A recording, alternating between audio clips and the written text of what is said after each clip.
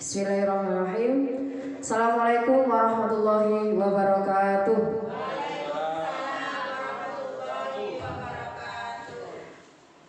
Yang terhormat Bapak Ibu Guru SLB Tunas Harapan 2 Peterongan, yang saya hormati Bapak Ridwan selaku undangan dari SLB Tunas Harapan 4.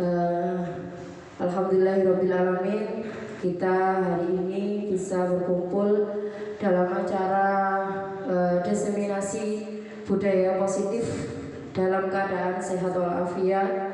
Kedua-duanya sholawat serta salam tak kita curahkan kepada Nabi Muhammad SAW, karena dari syafaat beliaulah kita yang kita nantikan di akhir hari nanti.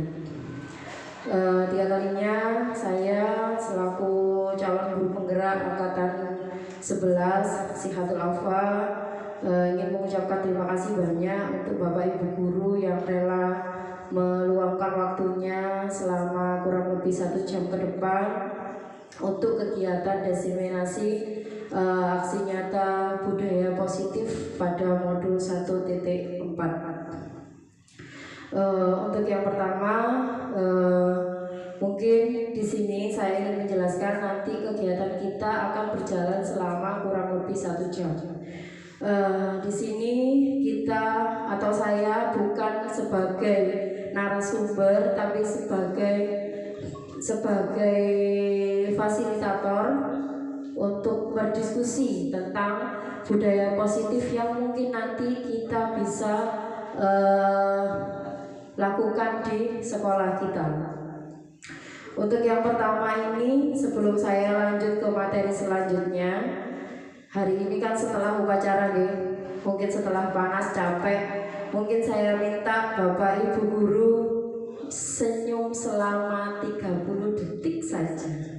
Bendek wayai kita kegiatan nanti sampai selanjutnya dalam keadaan bahagia, tidak tertekan dan tidak angan-angan sing omah, full di sini aja. Saya minta Bapak Ibu silakan tersenyum selama 30 detik saja. Manisnya memuji burung. Iya, senyum meta ono iki kegawane SPJ no omah ta ya apa nggih.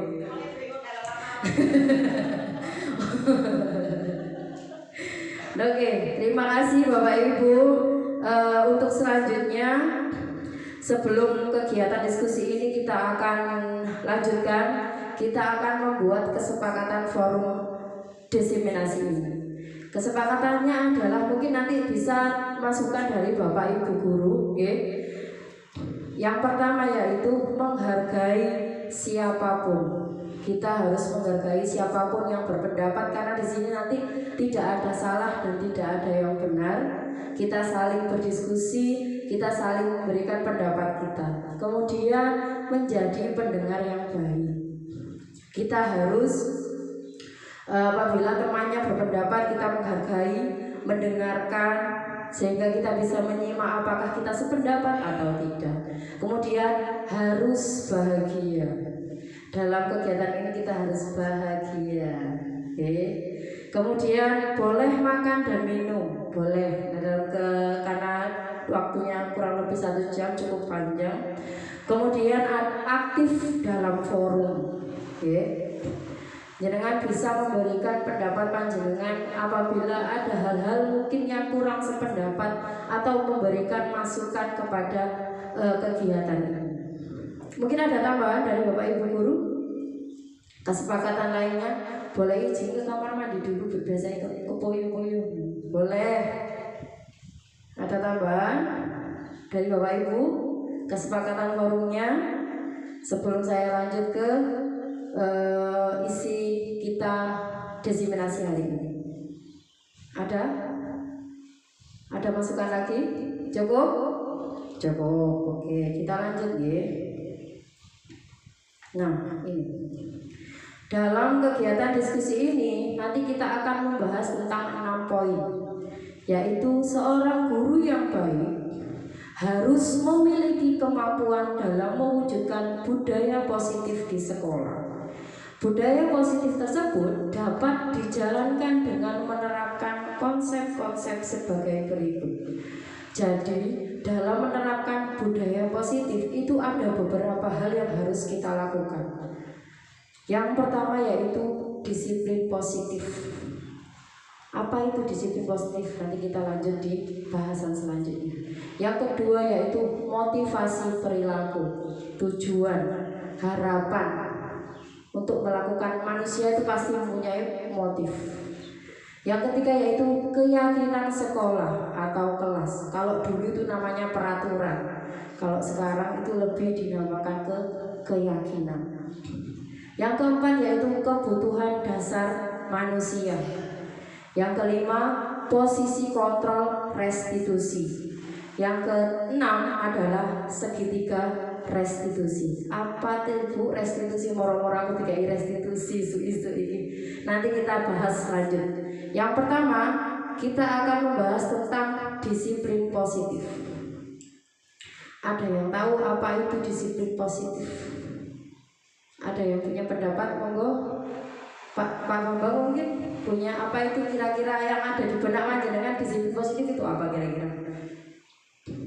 Burunglah, apa itu disiplin positif? Menurut jenengan, menurut pemahaman jenengan, menurut itu jenengan, monggo.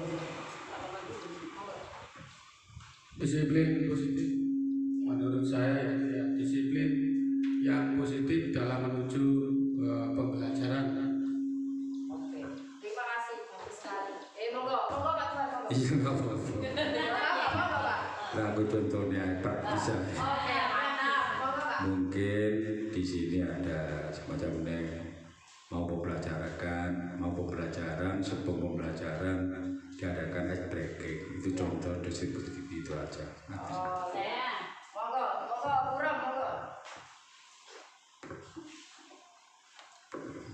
Disiplin positif menurut saya itu sesuatu yang dilakukan dengan bernilai positif. Contohnya sebelum masuk kelas anak berbaris atau literasi itu kan bagus, tujuannya untuk memberikan anak kemandiriannya, juga setiap hari dilatih bahwa sebelum masuk kelas berbaris dulu atau latihan dulu atau berdoa dulu. Seperti itu menurut saya.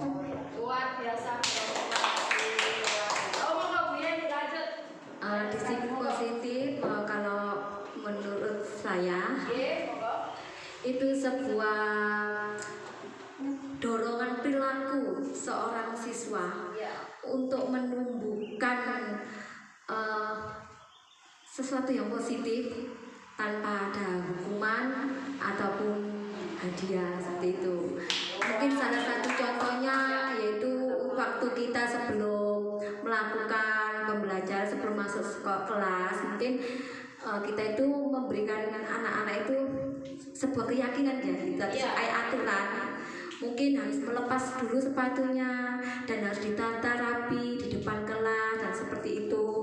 Terus untuk juga anak-anak itu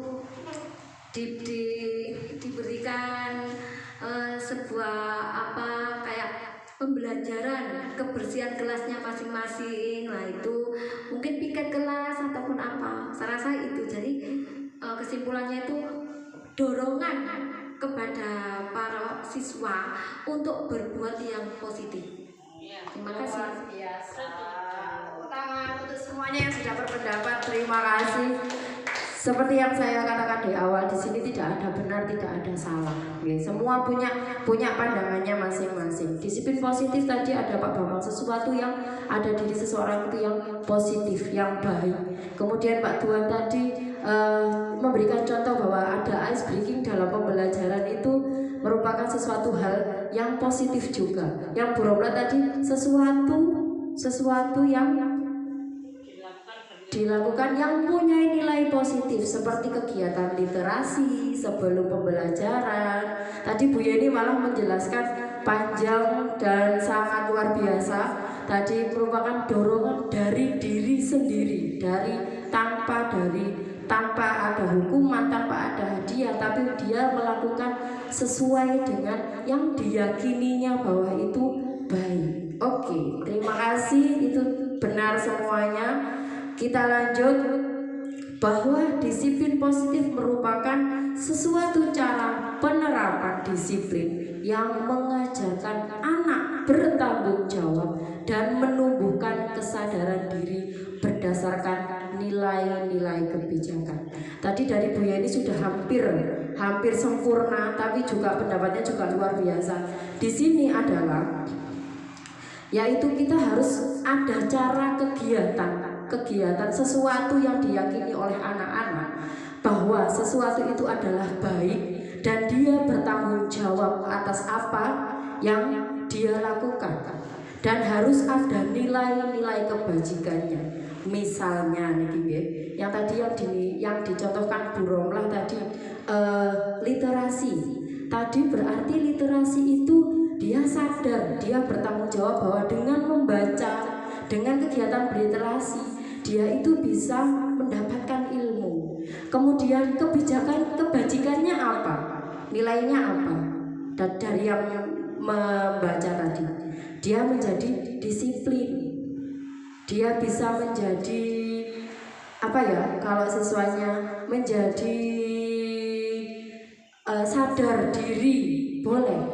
Bahwa kebajikan adalah sesuatu nilai-nilai yang baik. Seperti itu. Kita lanjut lagi. Disiplin positif yaitu lebih ke arah disiplin diri yang dapat mengontrol diri dalam melakukan segala tindakan. Bahwa disiplin positif ini dia menyadari bahwa sesuatu yang dilakukan adalah sesuatu yang benar, sesuatu yang memang diyakini bahwa itu benar dilakukan. Seperti itu. Jadi ditekankan pada diri sendiri. Tadi yang sudah diutarakan oleh Bu Yeni bahwa dorongan itu harus dari diri sendiri, tidak boleh dari luar. Bukan tidak boleh ya, karena kesadaran diri itu memang lebih diutamakan daripada seperti kita memberi aturan harus memakai sepatu hitam, tapi dia tidak sadar bahwa sepatu hitam itu apa simbolnya harus sepatu hitam semuanya, bahwa kita menunjukkan bahwa itu kesetaraan kesemuanya, bahwa semuanya itu kita itu sama. Kalau semuanya hitam berarti kita itu kedudukannya adalah sama, seperti itu. Jadi nilai-nilainya setiap tindakan itu ada nilai yang baik. Kemudian pendapat selanjutnya adalah disiplin diri dalam membuat murid memahami dan menyadari berdasarkan motivasi internal, bukan akibat paksaan, pujian ataupun hukuman. Kembali lagi harus sadar pada diri sendiri. Kita harus menyadarkan siswa bahwa yang dilakukan itu berdasarkan kemauannya sendiri. Ojo dari paksaan, ojo gara-gara didenda terus gaya kelambi lah. Itu harus disadarkan diri sendiri bahwa oh memang kewajiban saya harus memakai baju ini sesuai keyakinan yang ada atau aturan yang dilakukan, bukan berdasarkan karena aku kok lek gak gawe iki, aku kok dihukum Bu Yeni. Jangan, kalau bisa kita menumbuhkan siswa yang mempunyai kesadaran diri. Kemudian apa nilai kebajikan tadi? Ada 6 karakter dalam profil Pancasila. Yang pertama yaitu beriman, bertakwa kepada Tuhan yang Maha Esa dan berakhlak mulia. Ini bisa contoh kegiatannya adalah seperti yang di sekolah. Kegiatannya apa Pak Sokip kalau di itu kita untuk keagamaan? Iya, sholat duha. Sama tahajud setiap hari Kamis kamu Pak Niko? Malam Jumat Legi.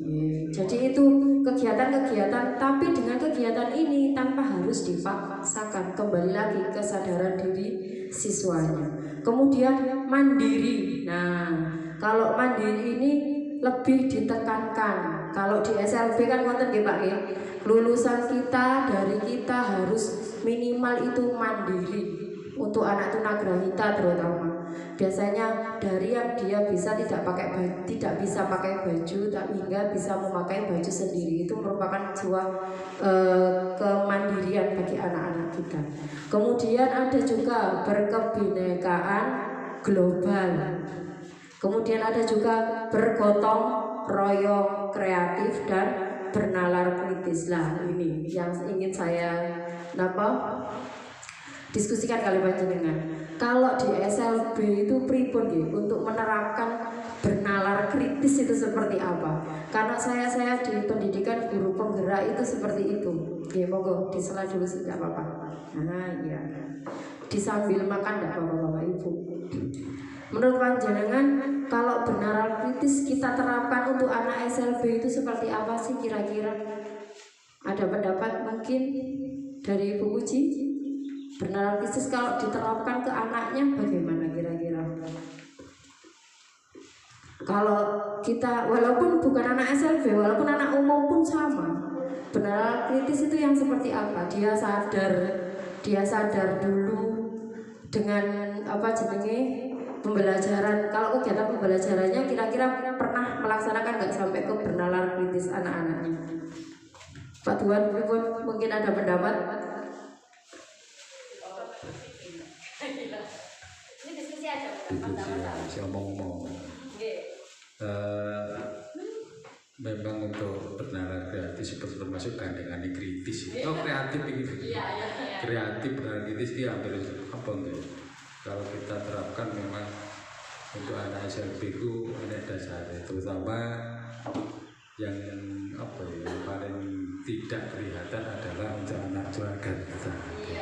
Itu memang, tapi oleh karena sebetulnya anak keluarga kita pun bisa bernalar kritis, tapi tingkatannya mungkin rendah, mungkin seperti itu. Ya, anak contoh, anak belajar gunting. Nah, nalar kritis nanti, ketika di mana? Jenenge gunting kemudian garisane kau kenceng dia hati-hati. Ini pun benar kritis sebetulnya. Iya betul. Gimana kok gunting?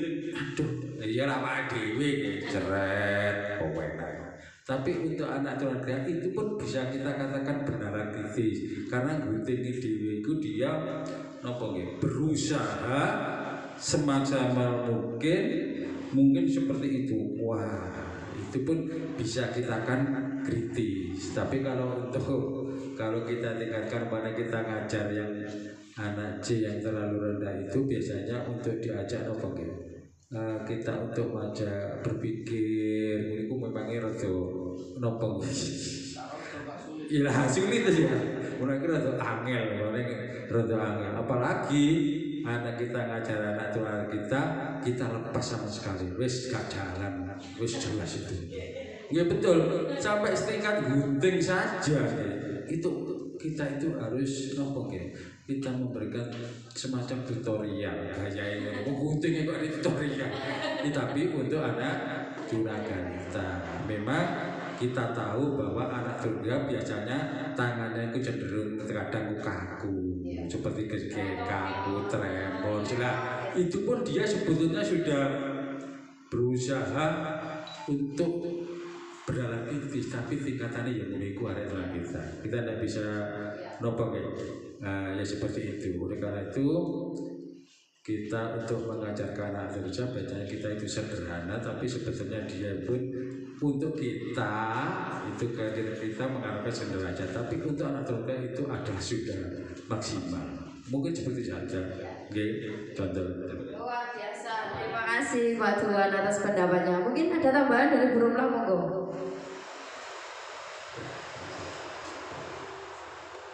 Terkait bernalar kritis tadi Pak sudah menyontohkan anak C. Saya berusaha akan menyontohkan anak B. Memang untuk bernalar kritis, memang itu untuk modul-modul sekarang itu harus ada bernalar kritisnya, harus dicantumkan. Itu apa nggak tahu, apa sudah peraturan sudah lama apa baru ini. Kemarin saya mengikuti pelatihan seperti itu, harus dimasukkan bernalar kritisnya. Dan menurut kami memang untuk anak C kan karena terkait dengan inteligensi atau keilmuan nggak bisa diajak bernalar kritis karena kemampuannya tidak ya bisa tapi secara sangat sederhana sekali. Menurut kami itu bisa kita ajarkan ke anak B, kita itu tingkatannya SMP, SD mungkin bisa. Contohnya kita kasih materi tentang hewan bertelur dan itu kasih materi dulu, contoh bla secara teori, baru langsung anak diajak ke objeknya langsung. Nanti itu bisa diajak dengan kritis. Itu menurut saya seperti itu. Insya Allah bisa. Meskipun kita anak ABK, insya Allah bisa. Tergantung kita bagaimana cara menyampaikannya, memberikan info sedetail mungkin yang sesuai dengan kemampuan anak didik kita. Juga di sini jangan lupa kita tekankan medianya.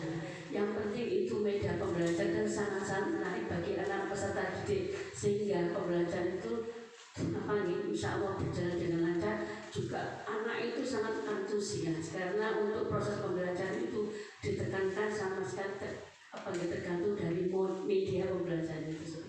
Mungkin dari saya seperti itu, penonton kalau ada yang salah. Mungkin dari Bapak Ibu yang lain, Pendapat lain, Pak Bapak mau ngomong? Monggo Pak. Kalau menurut saya kebenaran kritis itu harus ada.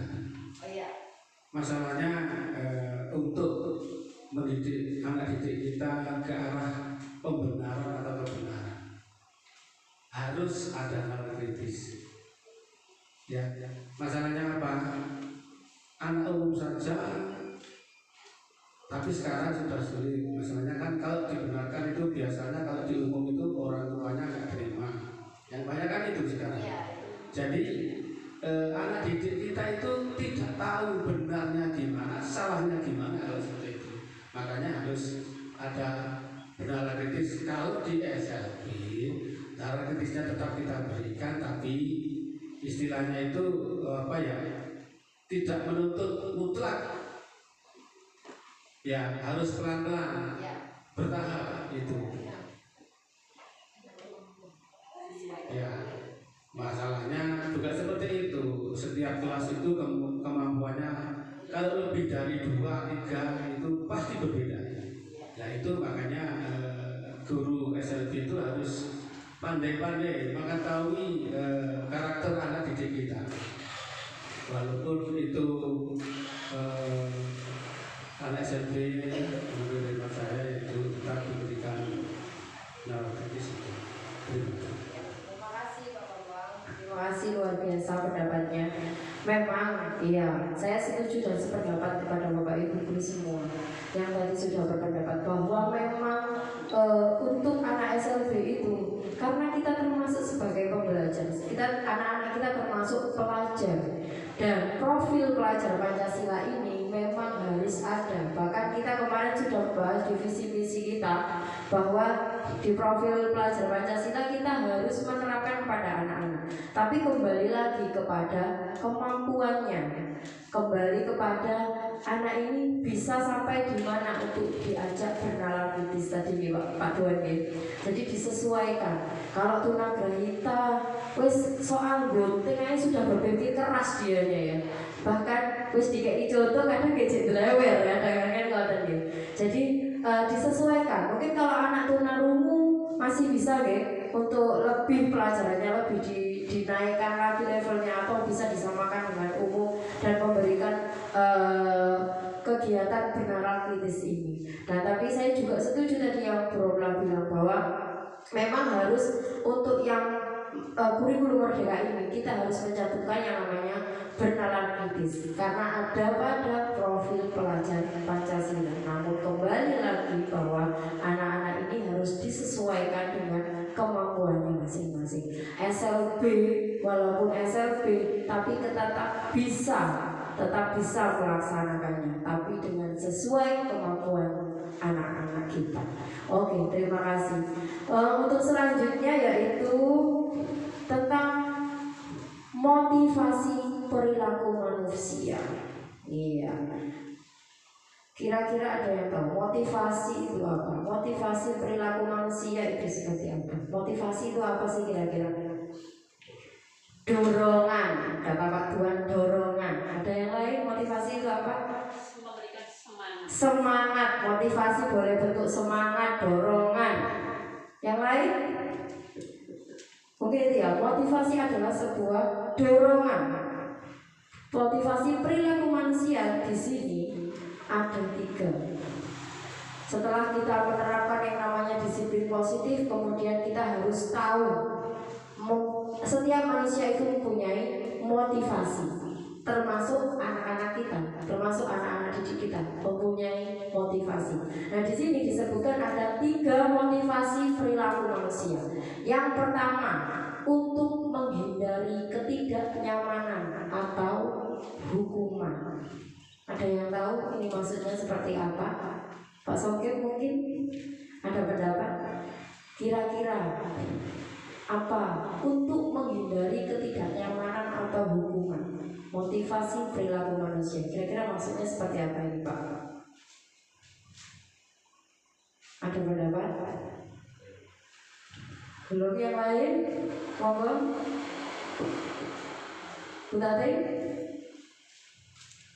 Apa menurut jenengan yang sudah apa yang terlintas di benak jenengan ketika ada ini untuk menghindari ketidaknyamanan atau hukuman, atau memberikan contoh boleh? Contoh.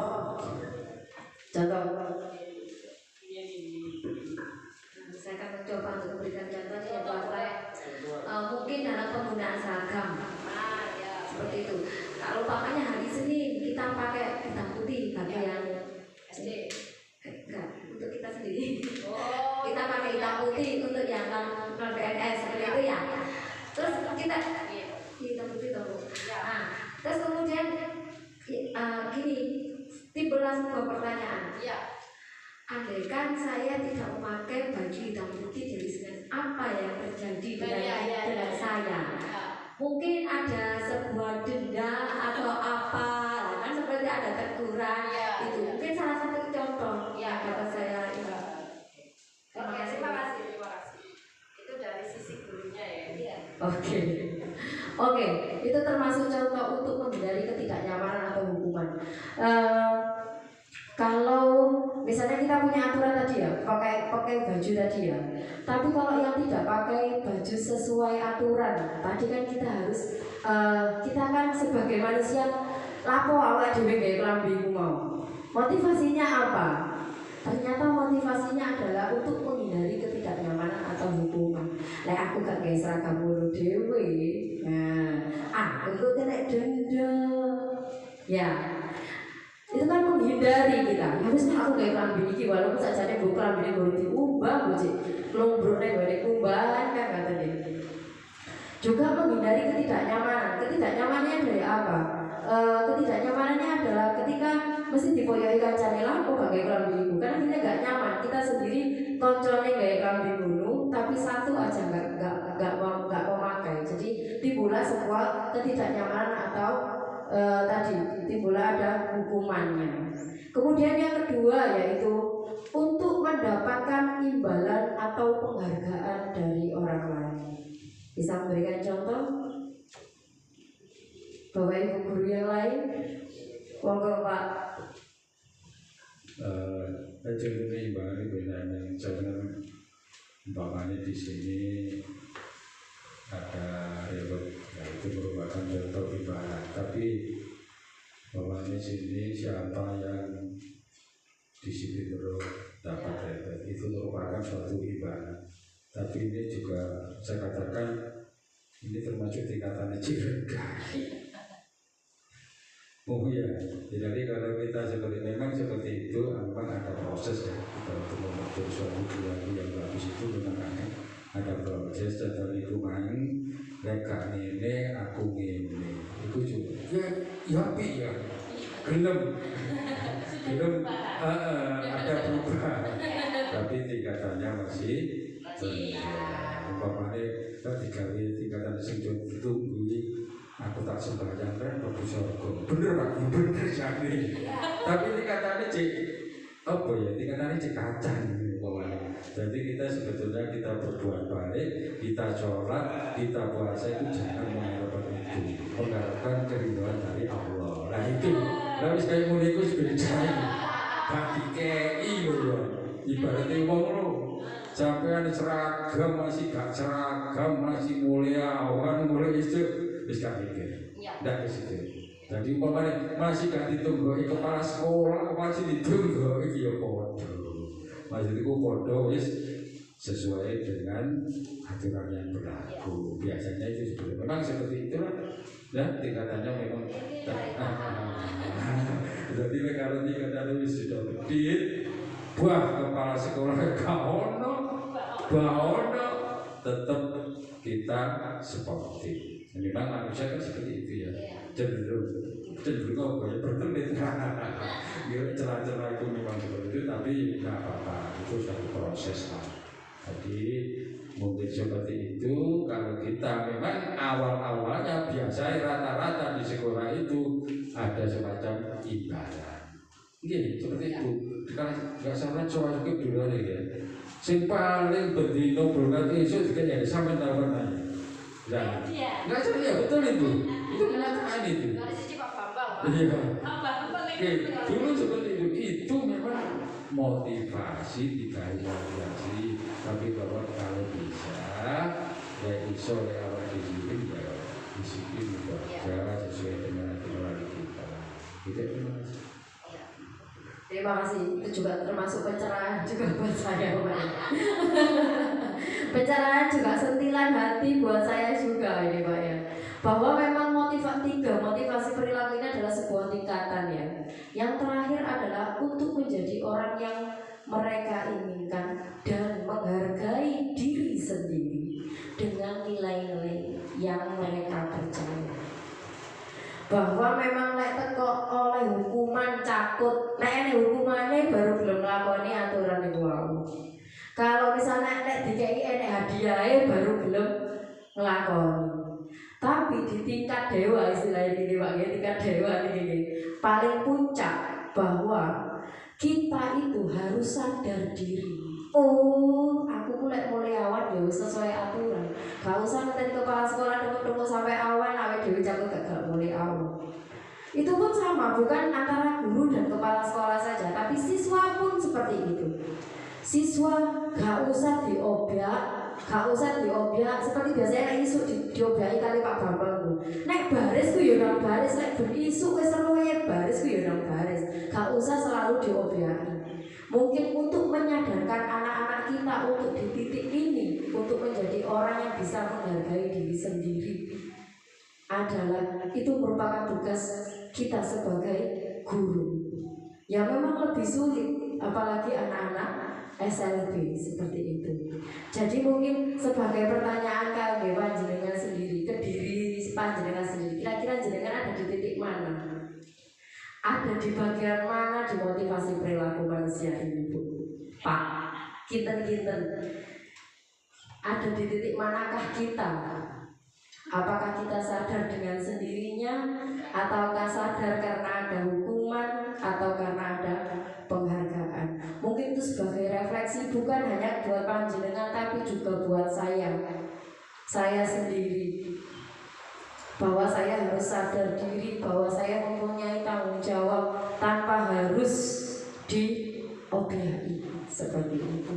Semoga kita sebagai guru juga bisa mempunyai motivasi perilaku manusia yang tingkat dewa ini. Insya Allah. Bismillahirrahmanirrahim. Setiap orang itu berubah nggak langsung seret 180 derajat, tidak. Tapi kita mempunyai proses, butuh proses untuk melalui proses-proses tertentu. Mungkin dari hukuman kita, oh gara-gara ada hukuman, tapi kita meningkat lagi. Oh iya, ini kewajiban saya. Oh iya, saya sebagai guru.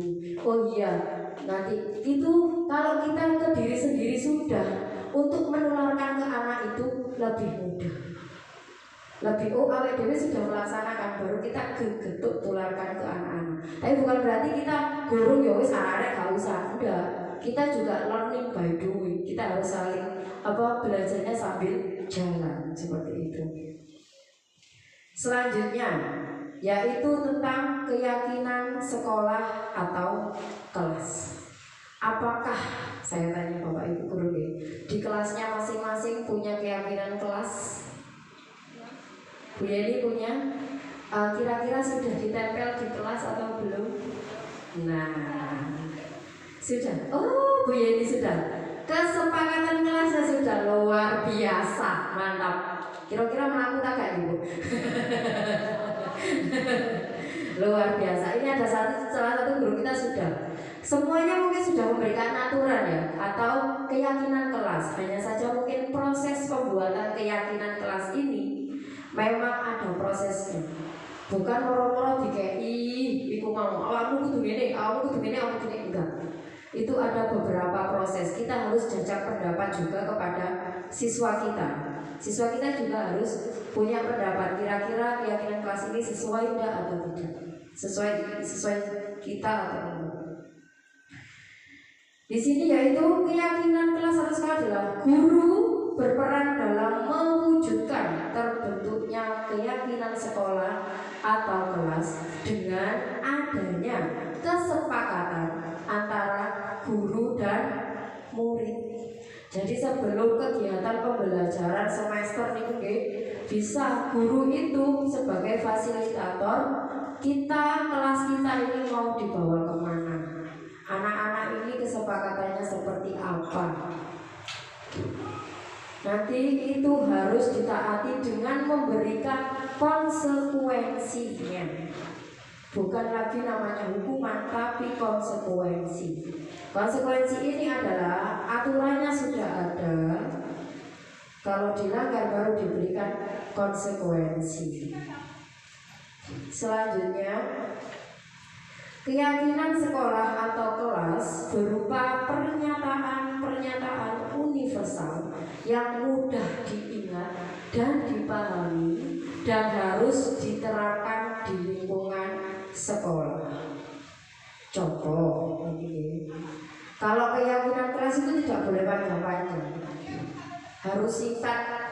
Misalnya saling menghargai, tepat waktu atau menghargai waktu. Berarti menghargai waktu itu bisa dinalarkan atau dijabarkan bahwa kita harus tepat waktu dalam masuk kelas. Seperti itu. Selanjutnya, nah ini merupakan contoh keyakinan kelas. Nah ini boleh ini kelasnya Bu Yeni, ini kebetulan ini kelasnya Bu Yeni. Ini ada kesepakatan kelasnya gitu, di sini yaitu menghormati. Kata-katanya sangat singkat. Komunikasi, partisipasi, saling menghargai. Jadi kata-katanya singkat, tapi nanti di bawahnya bisa dijabarkan seperti itu. Selanjutnya sudah agak siang ini. Mungkin ini ada ice breaking sebentar biar agak fresh gitu. Ini saya punya permainan. Permainan seperti ini. Saya akan membuat satu kalimat. Kalimat terakhir nanti akan diteruskan kepada orang yang saya tuju. Nanti begitu pun selanjutnya. Misal contoh, hari ini hari Sabtu saya melakukan upacara bendera di lapangan sekolah. Nah, kata sekolah ini dilanjutkan ke misalnya Bu Yeni. Nah, Bu Yeni membuat kalimat sekolah. Ya, oke. Nanti Bu Yeni juga akan melemparkan ke yang lainnya sampai di akhir, sampai semua kebagian. Oke. Coba senyum 30 detik lagi kok soalnya nggak ada lagi. Tok ngantuk ada loh. Coba senyum dulu 30 detik. Iya, jangan harus bahagia tadi jangan.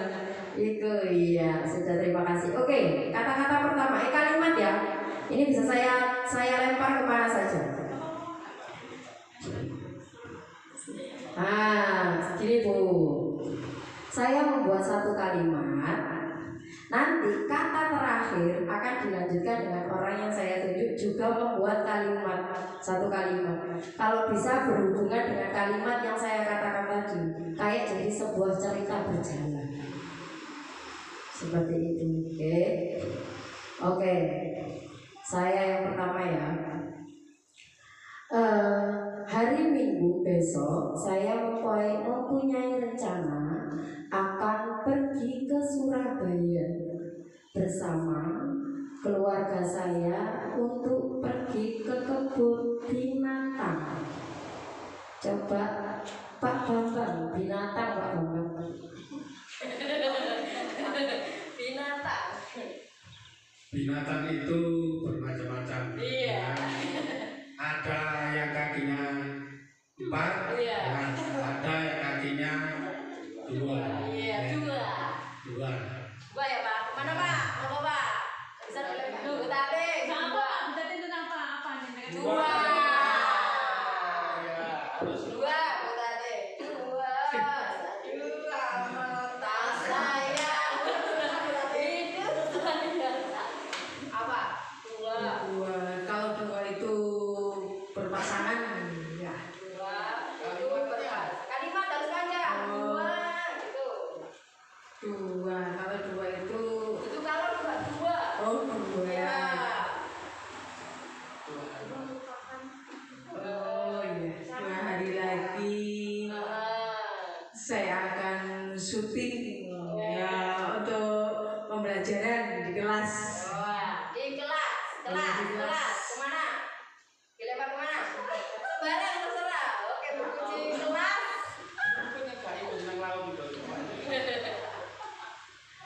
Kelas, berkunci kelas. Kelas. Kita kok kebun binatang sampai nang mlebu kelas iki lah ya.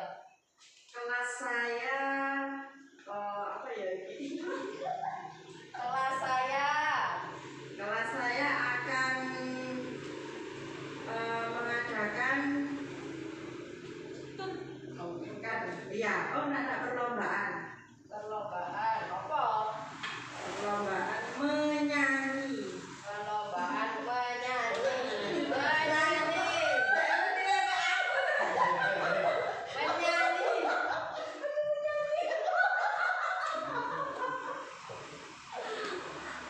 Menyanyi lagu wajib Indonesia Raya.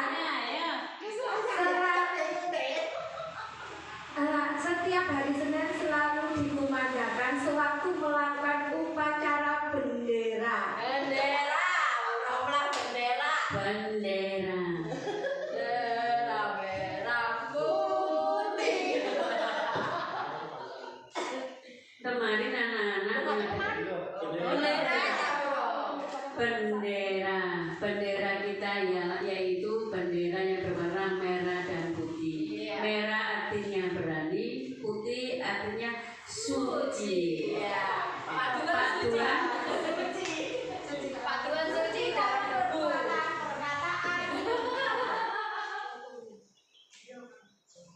Suci dalam melaksanakan kegiatan ibadah kita harus selalu bersih, terutama untuk sholat. Itu perlu bersuci, suci dari ke atas, baik itu di atas kecil maupun atas besar. Iya. Wes. Mana Pak? Ayo. Satu kali lagi Pak. Biar apa elek Pak? Besar artinya teman kita itu banyak yang besar-besar. Contohnya Pak. Nah, ini contohnya mau aneh gitu. Sakno ini. Iya. Ya. Pak, tadi apa? Tapi besar artinya teman kita itu banyak yang besar-besar maksudnya ya. Iya. Itu karena Banyak makan.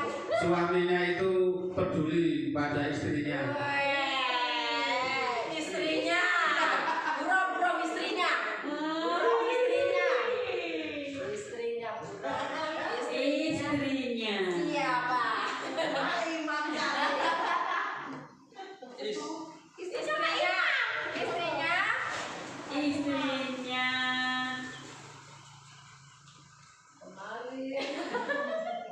Istrinya kemarin berbelanja di toko. Iya. Terutama kan istrinya itu suka baju Baju. yang berwarna-warni. Warna-warni. Warna-warni Bu Puji, warna-warni pelangi.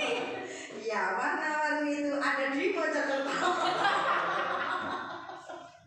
Dan di sana banyak tempat wisata. Wisata. Ada contohnya. wisata. Wisata itu banyak ya. Wisata itu untuk ke museum-museum, ke tempat ke pantai.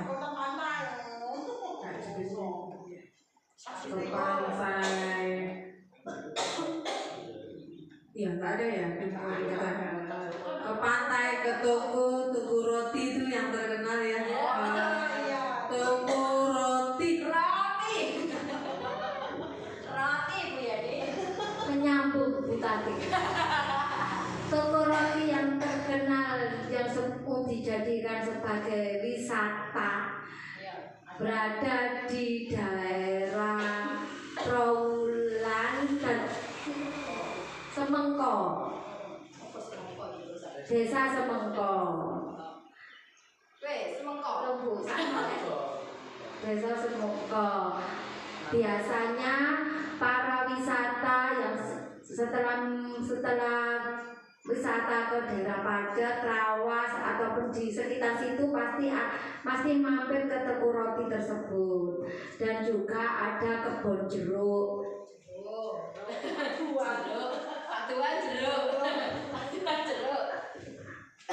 Jeruk itu adalah sebuah buah, dan buahnya itu banyak mengandung vitamin C.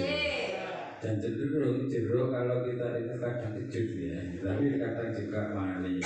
Tapi iya, jeruk banyak ditanam di masyarakat, tapi jeruk yang buah biasanya di tempat-tempat tertentu. Jadi seperti itu. Terima kasih. Tepuk tangan untuk kita semua. Oke. Tadi ternyata Peter bercerita ini ya. Selanjutnya yaitu kebutuhan dasar manusia. Kita sebagai manusia itu mempunyai 5 kebutuhan dasar. Yaitu ini ada pernyataan Bapak Ibu, oke. Mohon diperhatikan. Ketika seorang murid melakukan suatu perbuatan yang bertentangan dengan nilai-nilai kebajikan atau melanggar sebenarnya dikarenakan mereka gagal memenuhi kebutuhan dasar mereka. Tadi ada motivasi, tadi setiap orang mempunyai tindakan karena punya motivasi dan punya kebutuhan dasar itu tadi. Kalau misalnya kebutuhan dasarnya tidak terpenuhi, akhirnya dia melakukan yang namanya perbuatan yang bertentangan. Nah, kebutuhan dasar manusia ini yaitu ada 5. Yang pertama yaitu bertahan hidup. Kita manusia makan itu termasuk contoh dari bertahan hidup. Kita ada di lingkungan toksik yang mengganggu sekalipun, kita bisa bertahan, itu termasuk contoh dari bertahan hidup. Dengan caranya, dengan cara masing-masing manusia. Yang kedua yaitu kasih sayang dan rasa diterima. Sangat penting. Kalau kita sebagai manusia, awake dhewe gak merasa disayang dan diterima, itu juga akan menimbulkan ketidaknyamanan, sehingga menimbulkan perbuatan-perbuatan yang menunjukkan bahwa aku ini lo butuh kasih sayang, aku ini lo butuh uang sing, aku ini pengen diterima. Mungkin itu pun juga manusia. Siswa kita kan juga manusia, kita sendiri pun juga manusia. Yang ketiga yaitu penguasaan. Kita juga butuh penguasaan diri termasuk. Selanjutnya yaitu kebebasan. Kita itu punya kebutuhan dasar yaitu bebas. Ora dikekang, ora ditekan. Kita punya kebutuhan itu. Kalau kita merasa ditekan, merasa dikekang, mesti kita tidak nyaman, timbullah ketidaknyamanan. Kadang timbullah pemberontakan. itu terjadi pada siswa kita. Siswa kita kan contoh misalnya anaknya tidak suka, kayak anaknya burung, Amel itu nggak suka di kelas, karena dia sukanya yang bebas, yang di luar saja. Karena kebutuhan dasarnya itu tidak itu, akhirnya dia memberontak dengan menangis sejadi-jadinya di kelas. Yang kelima yaitu kesenangan. Kita juga butuh senang. Nah, ini untuk lebih mendalami kebutuhan dasar ini, kita ada studi kasus. Studi kasus. Bisa dibacakan, Bu Tati? Dibaca. Ibu Zulaika, guru kelas 7, sedang bingung menghadapi ulah salah satu murid di kelasnya, Tommy. Beberapa anak telah mengeluhkan Tommy yang seringkali meminta bekal makan siang mereka dengan paksa. Jika Anda menghadapi situasi seperti Ibu Zulaika, apa yang akan Anda lakukan? Menurut Anda, kira-kira apa alasan Tommy melakukan hal itu? Seperti studi kasus yang sudah dibacakan oleh Bu Tati tadi, kira-kira kebutuhan dasar mana yang tidak terpenuhi oleh Tommy dari studi kasus ini? Lapo kok arek sampai jaluk jajani kancane. Kira-kira apa? Coba alasannya. Tidak harapan atau mungkin juga tidak dikasih. Wah, tadi berarti kebebasannya bertahan hidup. Tadi karena dia harus makan. Alasannya tidak sarapan, saya harus makan, akhirnya cukup kancane. Tadi termasuk kebutuhan dasar manusia bertahan hidup. Ada lagi? Di samping itu apa, Bro? Oh, kasih sayangnya karena apa, Bro? Gak dikai mana sampai ibu tuanya ngomong berarti ya? Oh, tidak ada perhatian dari orang tuanya. Masuk. Oke, selanjutnya mungkin dari kebebasan mungkin ada? Enggak. Oke, kita bedah satu-satu nih. Tadi Pak Bambang ada bertahan hidup ya Pak Bambang nih. Jadi Bu Romla ada kasih sayang dan rasa diterima. Oke, kita analisis. Alasan Tommy yang pertama, karena ia lapar dan orang tuanya tidak membawakannya bekal makan siang, maka kebutuhan dasar yang sedang berusaha dipenuhi oleh Tommy adalah kebutuhan untuk bertahan hidup. Nah, ini survival atau bertahan hidup. Tadi karena dia tidak makan dan tidak diberi bekal oleh orang tuanya, sehingga yang kedua, alasan yang kedua, coba dibaca Bu Uji. Karena dia merasa senang temannya jadi memperhatikan dia. Ketika temannya melaporkan tindakannya itu pada gurunya dan gurunya memberitahu orang tuanya, sehingga orang tuanya jadi memperhatikan dia, maka kebutuhan dasar yang sedang dipenuhi Tommy adalah kebutuhan akan kasih sayang dan rasa diterima. Setuju dengan pernyataan ini? Iya.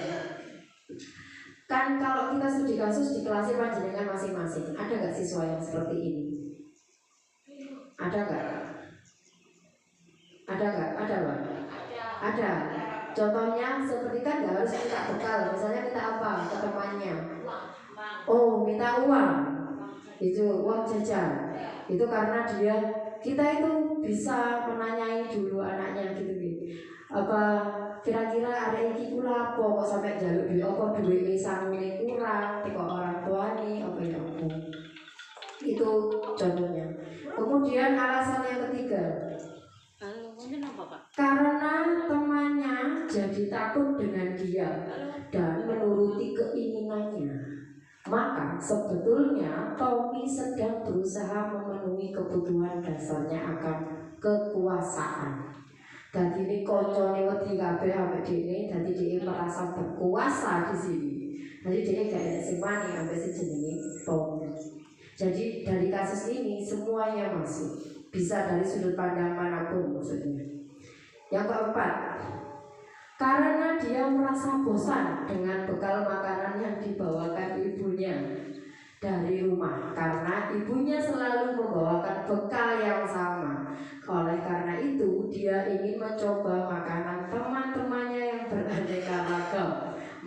bahwa Tommy sedang berusaha memenuhi kebutuhannya akan kebebasan. Jadi dari kasus tadi semuanya bisa dilihat dari beberapa sudut pandang. Mungkin Tommy juga punya bekal, tapi lek kayak waktu niku tempe ayo bendino yo. Padahal kancane iki sono-sono iso tahu, iso iwak pete, iso sosis seperti itu. Nah, yang terakhir yaitu karena ia melakukannya karena iseng saja dan ia menikmati ekspresi wajah temannya yang kesal karena diambil makanannya, dan menurut dia ekspresi teman-temannya itu lucu, maka berarti Tommy sedang berusaha memenuhi kebutuhannya akan kesenangan. Ada seperti itu siswa kita terutama ya yang luar biasa itu ya. Wes iseng aja senengane jawe bah koncone joker bajungkel baopo ya. Itu memang terjadi. Nah, untuk yang tadi sudah jelas nih bahwa murid kita juga mempunyai kebutuhan 5 dasar tadi, 5 dasar kebutuhan manusia. Untuk selanjutnya yaitu tentang posisi kontrol restitusi. Dari kasus-kasus itu biasanya kita sebagai guru mempunyai posisi kontrol. Restitusi ini apa sih Bu? Restitusi adalah sebuah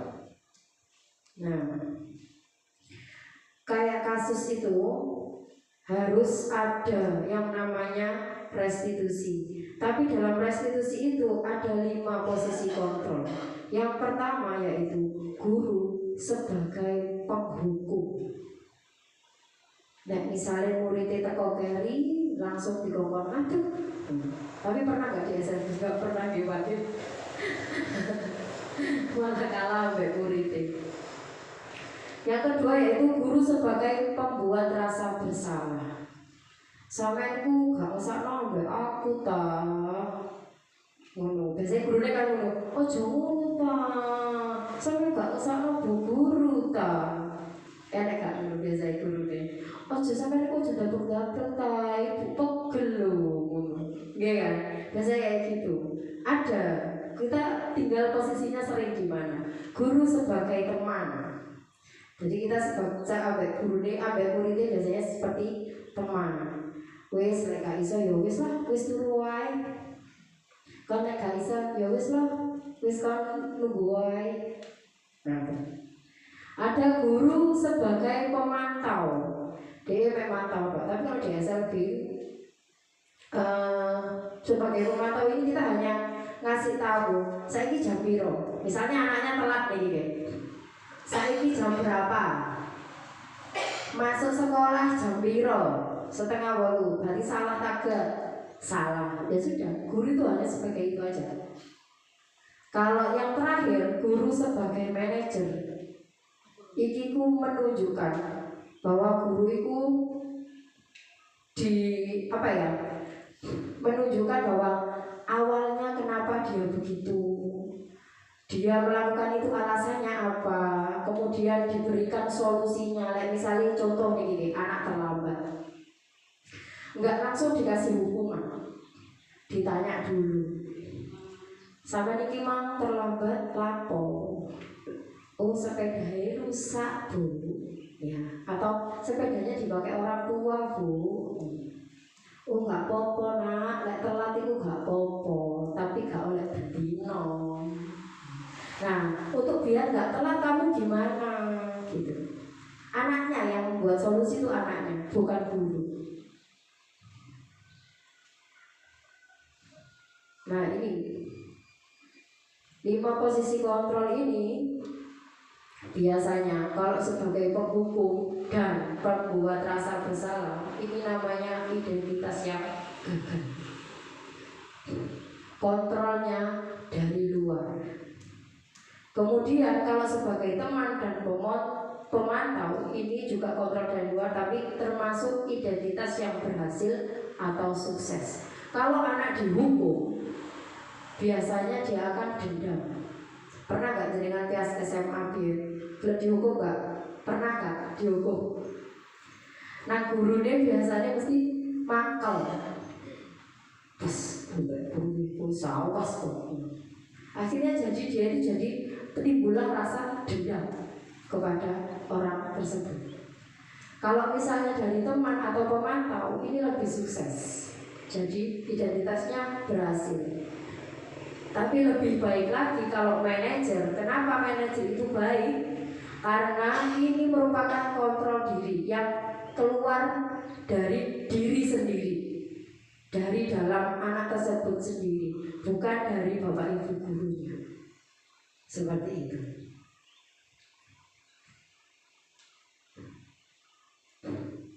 Nah, ini enggak usah. Nah, langsung ke segitiga restitusi. Di sini ada tahapan segitiga restitusi. Yang pertama yaitu menstabilkan identitas. Yang kedua yaitu validasi tindakan yang salah. Yang ketiga yaitu menanyakan keyakinan. Kalau biasanya ya sebuah hukuman itu langsung dikekno. Tapi kalau sekarang kita dianjurkan untuk direstitusi terlebih dahulu. Arek diceluk dhisik, ditakoni alasannya opo, kena opo, lalu ditelisik, setelah ditelisik diberikan solusi sehingga tidak melakukan kesalahan yang sama. Ini namanya segitiga restitusi. Tapi ini kemarin juga ketika saya elaborasi pemahaman, lah polisi nilang uang itu gak ada restitusi bu, ya langsung aja ditilang oleh desa atas ya pak. Gak ada takut lapo bu, sampai gak bawa STNK, lapo ini mau kok setiapnya pecah bu, kita biar uang, tapi kan gak ada. Kemarin sempat buat guyonan, tapi ini diterapkan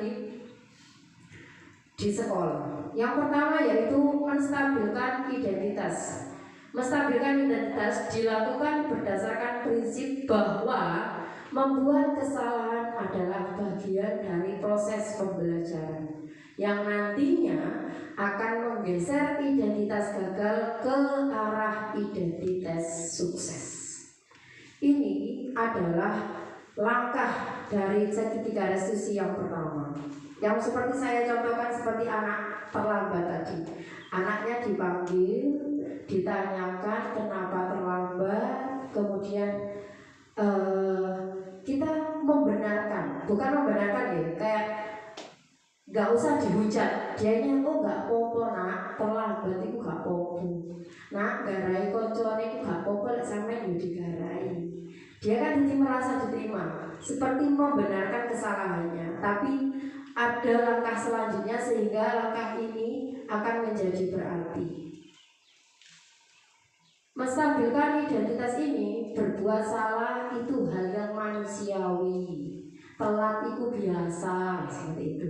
Tidak ada manusia yang sempurna. Kita pasti bisa menyelesaikan permasalahan ini. Ini contoh-contoh kata-kata ketika kita utarakan saat melakukan langkah menstabilkan identitas ini. Bapak atau ibu guru tidak tertarik untuk mencari tahu siapa yang benar, siapa yang salah. Bapak ibu lebih tertarik untuk menyelesaikan masalah.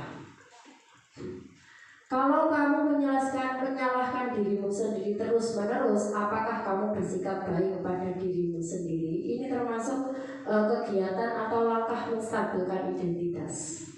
Ini nanti jenengan setiap di kelas masing-masing pasti mempunyai menemukan masalah bu sama anaknya. Contoh kemarin ada kasusnya di kelasnya Bu Puji. Anaknya sering meminta uang temannya. Nah, itu juga bisa direstitusi bu, bisa melakukan segitiga restitusi ini. Anaknya dipanggil, ditanya, anak tunarungu ditanya, iya cari Bu Puji yang ngejak Bu ini habis bahasa isyarat ya. Ini kenapa? Kamu minta uang ke temanmu itu kenapa? Ditanya dulu alasannya. Opo sangu kurang? Opo dendam nang koncone mau. Tapi kita juga memberikan kata-kata yang dia itu merasa tidak dihakimi. seperti itu.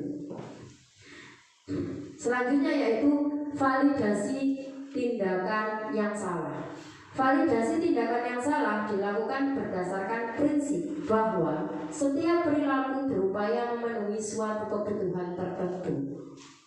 Sehingga guru atau orang tua akan bergeser dari pemikiran stimulus respon menjadi proaktif, serta akan lebih mengenali dan mengakui kebutuhan murid atau anak. Nah, validasi tindakan yang salah ini lebih ke arah tadi, apakah 5 kebutuhan dasarnya tadi terpenuhi atau tidak, sehingga dia itu punya alasan kenapa melakukan kesalahan tersebut. Nah, ini contoh kata-kata yang diutarakan ya kepada ketika melakukan langkah segitiga restitusi tadi. Kamu pasti punya alasan mengapa kamu melakukannya. Apa yang penting bagi kamu? Kamu boleh tetap berusaha menjaga sikap itu, tapi tambahkan sikap yang lain yang baru. Maukah kamu belajar cara yang lain untuk mendapatkan yang kamu butuhkan tanpa harus memukul, misalnya? Atau adakah cara lain kamu misalnya nggak sampai minta uang ke orang lain atau ke temannya? Dengan cara apa? Minta orang tuanya, sanggup dilui atau apa? Yang terakhir yaitu menanyakan keyakinan. Menanyakan keyakinan dilakukan dengan memberi pertanyaan-pertanyaan bermakna kepada murid atau anak yang memunculkan motivasi secara intrinsik sehingga mampu mengaitkan keyakinan dengan tindakan yang salah. Jadi kita harus menanyakan kepada anaknya, benar gak sih mau lakoni itu? Benar gak sih mau lakoni? Dan misalnya gak benar, kamu harus gimana untuk membagi itu? Apakah harus mengganti uang temannya atau apa?